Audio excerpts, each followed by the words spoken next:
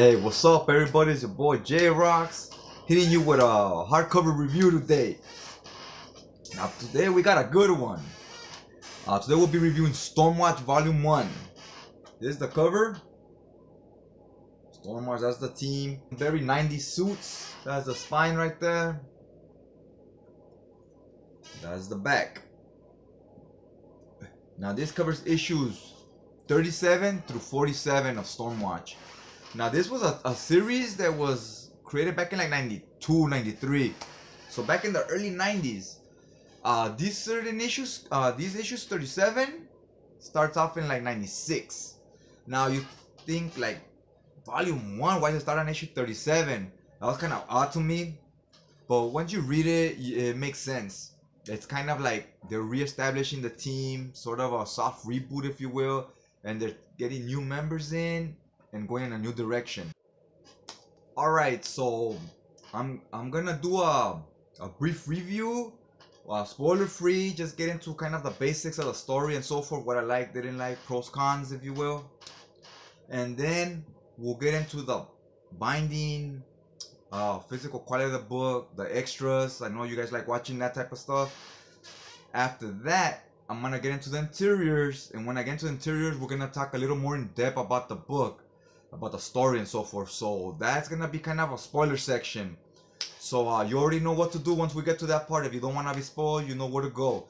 You didn't lose me there, did you? You kind of got a rough idea of where we're going with this. So now you know the order of how we're gonna do this video and so forth. We start off with the death of this team member. And this team name StormWatch. So they're coming from a funeral, whatever. Everybody's reevaluating the situation. It seems like they're talking about maybe this program was a failure. We need to start over and so forth.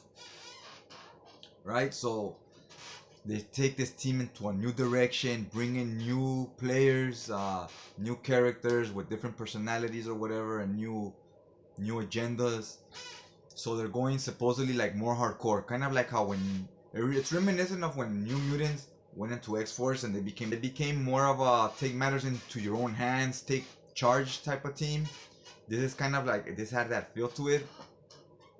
One thing I like is here, it's written by Warren Ellis, and we got this artist named Tom Rainey. I'm not too familiar with him, but Warren Ellis, I believe, I don't think he's American. Now I like that because well, the reason I bring that up is because in this story, these heroes, they're very diverse, which I like. They're like the X-Men. Like, you got people from all over the world on this team, and they're not in America. They're not in the United States. They're in Europe. I like what that brings to the table because it switches things up a little bit. Now, what I mean is, like, we always see things from the inside out. Now here you're seeing from the outside looking in. You feel what I'm saying? Like, let me give you an example. One of the members is American. So on this situation, they're investigating America. They're doing shady politics. And the American on the team is like, oh, like, I'm so embarrassed to be American. And like, I can't believe we do this type of shit. So we might go to war with America. The team might go to war with America to stop them from doing what they're doing. So that was an interesting twist, if you will. Like, America's not the good guy here. You know, and we're talking about how Europe is so much better. We got guys from Germany, from the UK, and they're like, yeah, America, like, these Americans are so aggressive, always quick to go to war, want to control shit all the time, but into other countries' business. So you see where I'm going there? We get some of that there. It gets a little political sometimes, but they don't like overwhelm you with it. It still has a superhero story to it too, and it's fun. The dialogue is not dialogue heavy. It's an easy read. Those are all pluses. Now you got your German, you got your British player, you got someone out of Africa, someone out of Japan, you got your Irish character, you got people, like I said, from everywhere. You got about 3 women, 4 guys, somewhere around those lines. So you got a little bit of everything, and you got some characters that are gay, and it's a funny way, the way they do it. It's a surprise, but I found it kind of funny. I don't know if that would fly in today's. People are real sensitive nowadays. They cry about everything. So the way that's exposed, people might think, oh, like they might be offended by it or not like it. I thought it was cool, it's funny. It's 90s, where it was, times were different then. And I honestly like them a lot better than a lot of stuff going down nowadays. Now let's get into a little bit more into the characters themselves and the story. You have the team leader named his name's Henry, aka the Weatherman. He's kind of like your Nick Fury type of character, and he's running the whole operation, controlling the team. And he's separating the squad into different groups. We have like X-Men Blue, X-Men Gold, X-Men Red, whatever. That's what he's doing with this team. He's turning into black team, red team, whatever. It's like 4 different squads, right? So he separates everybody into different groups and where they will shine more, in his opinion, kind of like the head coach. Now you have a character named Jenny Sparks. She's kind of a broken character, alcoholic, drinks, smokes a lot. Like, she's been run through the mill in life already. She's lived for about 100 years, so she's been there and done it all over the course of time, you know what I'm saying? And she tells them right away, if I join this team, I ain't wearing spandex like the rest of these characters because I don't got the titties for it, I don't got that nice body. Yes, she literally says that, guys. Okay. Then we have this character named Rose Tattoo. And this bitch is bad. Like, when it starts off, like the first appearance you get of her, she's just standing there over a bunch of dead bodies she just slaughtered. Like, she just put work in. So it's a little cause to pause there. You're adding this character, like, it's not a very good first impression. And I'm gonna let you know this about her. She's so crazy and dangerous that she had hot sex with a guy and put him in a coma. And no, I'm not making this up. This shit really happens. Okay. So, to me, I thought her character design was very cool. Her costume and so forth. She doesn't speak a lot. It leaves a lot to be desired because it seems like they could do a lot of things with her story, and they don't really touch on any of it. That's one problem I had with this. Is the character development on it was very lacking. Everybody was kind of one note. You got a little bit about it. Their origin is like this character's origin. This is Sting. So that's just his thing. That's it. He has no other dimensions. It's very one-dimensional. And the next character, the same thing. So I wish they were a little more fleshed out and they got a little more personality and so forth. It was very lacking as far as that goes. Costumes, they're very 90s costumes, guys. They're hit and miss with me. Some I'm digging.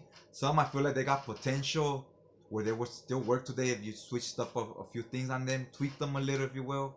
Warren Ellis, he pokes fun a little bit at the old school, like he through the writing, through the dialogue of the characters. He will talk about how back in the days, comics, they were written by teenage boys. Teenage boys were writing this stuff.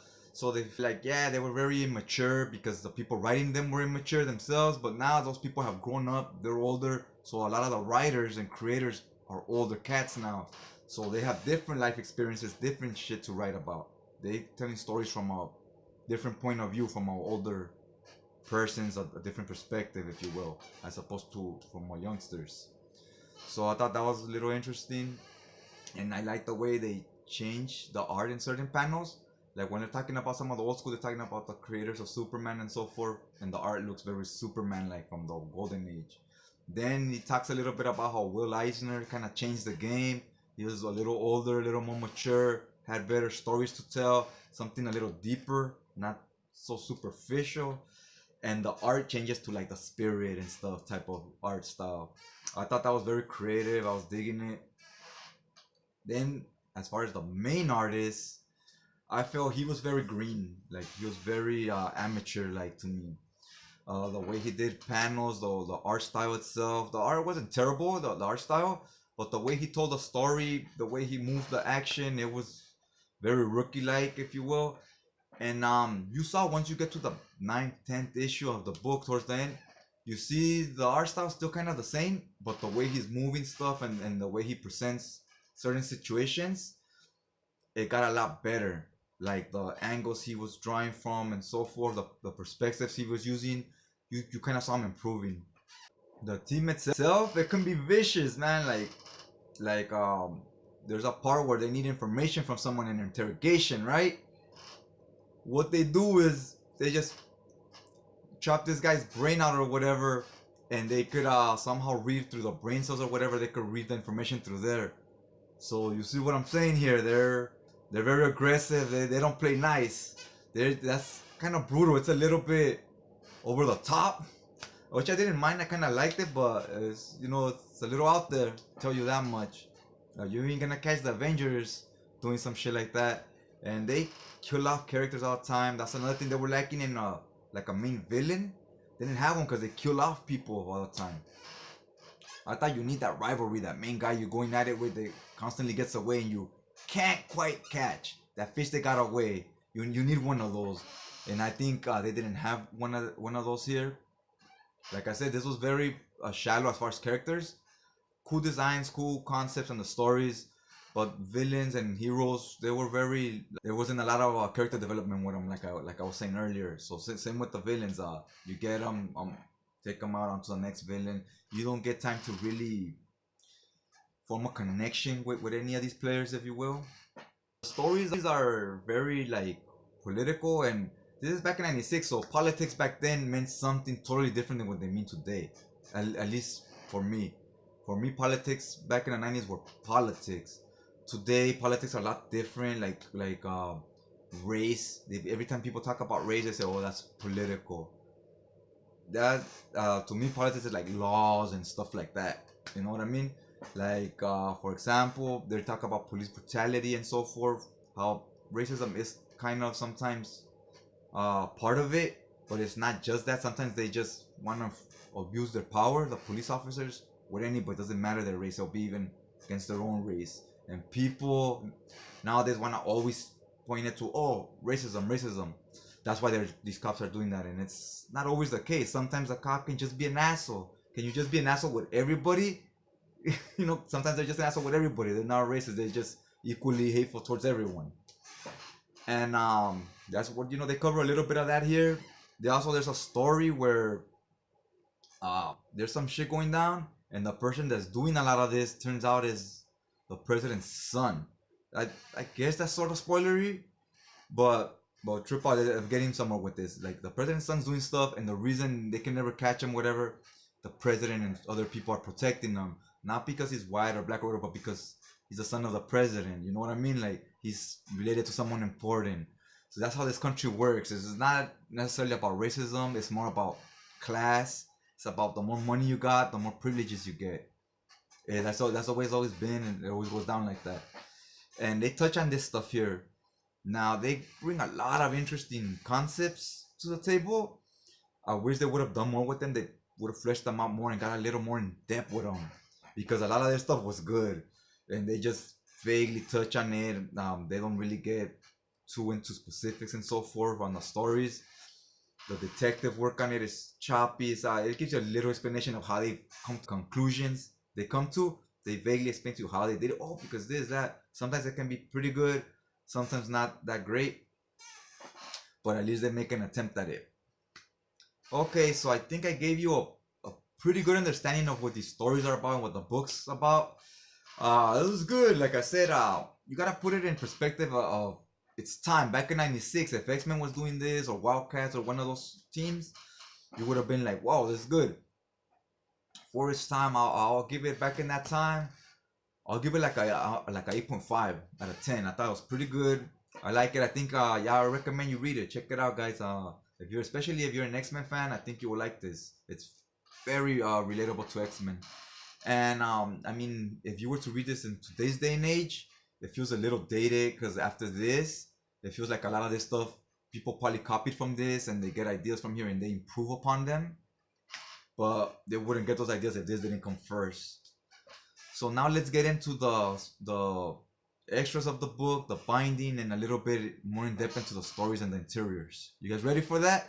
Let's go to that then. All right, here's the cover. Creators. Title. I'm digging the way the letters are, and even the name is pretty dope. StormWatch. Here's your Japanese character named Fuji. He's a former sumo wrestler that was in some type of accident, and now he lives in this cyborg body. This is Winters, Fahrenheit. Her costume's very 90s. I don't think they would create a character looking like this nowadays, but I'm digging it though. I like her costume. I wouldn't change anything on it. His I might change a little. Damn, I forgot this guy's name, but he doesn't wear pants, which is weird. I thought he's cool with the jacket now, but he should throw some type of cargo pants or something on. Here's towards the end of the book. These are the extras we get. It's just like variant covers. This one looks pretty cool. That's Jenny Sparks. Some other variant covers here. I guess there was an event here, Force of Nature. That's Rose Tattoo. Taking this cover, this one's pretty tight.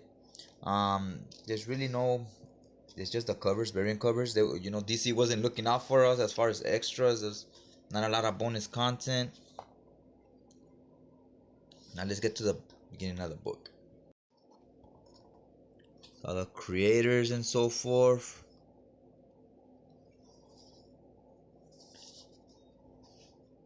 Just the cover on the back is the cover to issue 37. Binding is glued and sewn, but it's very tight binding. You will get some gutter loss. Not too much though, because it is a small book. There they are coming back from the funeral. That's where the story will start. Look at what they did to this guy. You start off with this villain. Look what he's doing. Just ripping that guy's face apart. That shit is freaking crazy. Look, he's just dragging him through the snow. That shit is vicious. So you know, like, it's not for the faint of heart, guys. If this grosses you out, you're only gonna get more of this.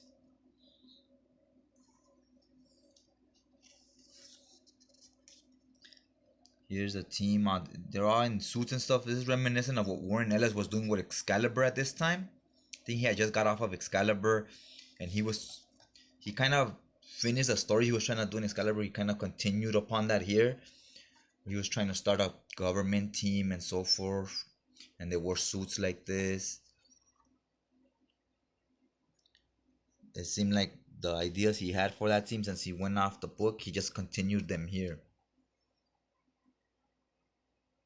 See, they're very much like Star Trek, where they portal onto different states. See how he just teleports there? That reminds me a lot of Star Trek.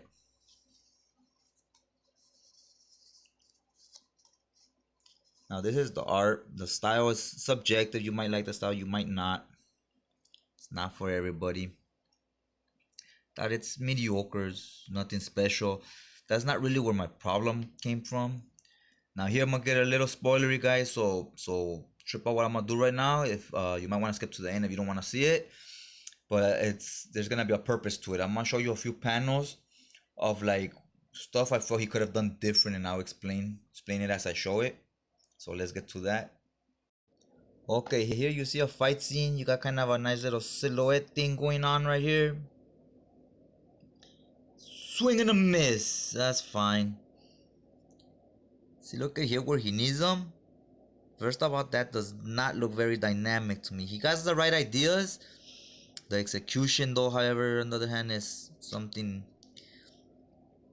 different. Look at here. You should never draw them when he's connecting. Draw after they connect. The head bouncing that way to the farther it bounces out, so we get an idea of how hard the impact was, how hard he hit him. After this, he's crying here right after he hits him, because he's like, damn you for putting me in this position. You freaking bastard. I hate you for making me do the shit I'm about to do right now. So you could tell I like what they do here. They show some emotion that, yeah, they drew him to do something he didn't really want to. He grabs this guy up, tosses him.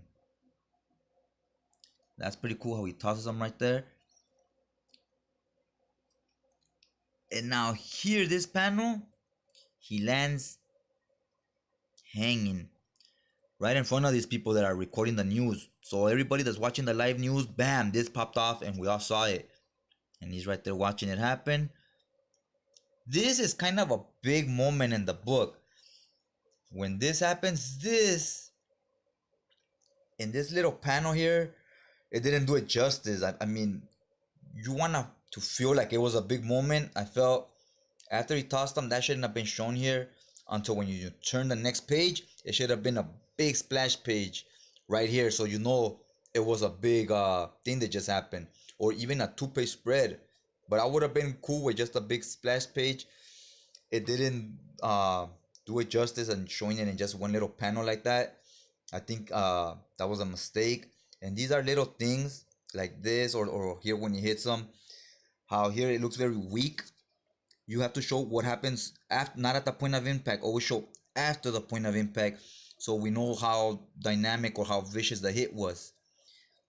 Show how far back he's flying. You know what I mean? How far his head is bobbing. I thought that was another mistake right there. So these are just little things, little issues I had with the art. And I'm gonna leave it at that right now. I'm gonna leave it right there. I'm not gonna get further into the book. I think you got a pretty good understanding of it. And let me know if you like it better when I'm flipping through the pages when I do a review and explaining like a panel or whatever to you, or do you like it better when I throw on the screenshot if I'm just talking and I throw on the pictures of what I'm talking about. Let me know what you prefer or what is to your guys' liking in the comments down below. So you already know, if you like what you saw, you want to see more of the same, hit that subscribe button, hit the bell so it can notify you on your feed. And also let me know what you like more, the reviews, hauls, or what you're into, what you tune in for. Also follow me on my Twitter, my Instagram. I'll put the links down below in the description. Also follow me on Goodreads. That's where I post my reviews and that's where I keep track of my collection. If you don't have a Goodreads profile, then you should be getting one, so you could keep track of all your books, hardcovers, omnibus, singles, whatever. Keep track of them there, and if you wish to do so, you could throw reviews on there. We all get together, check out each other's reviews and so forth, comment on other people's reviews, and get to talk to people right there. I also have the link to that down below. Go ahead and check it out. Well, that's all I got for you today. Now check you guys out next time.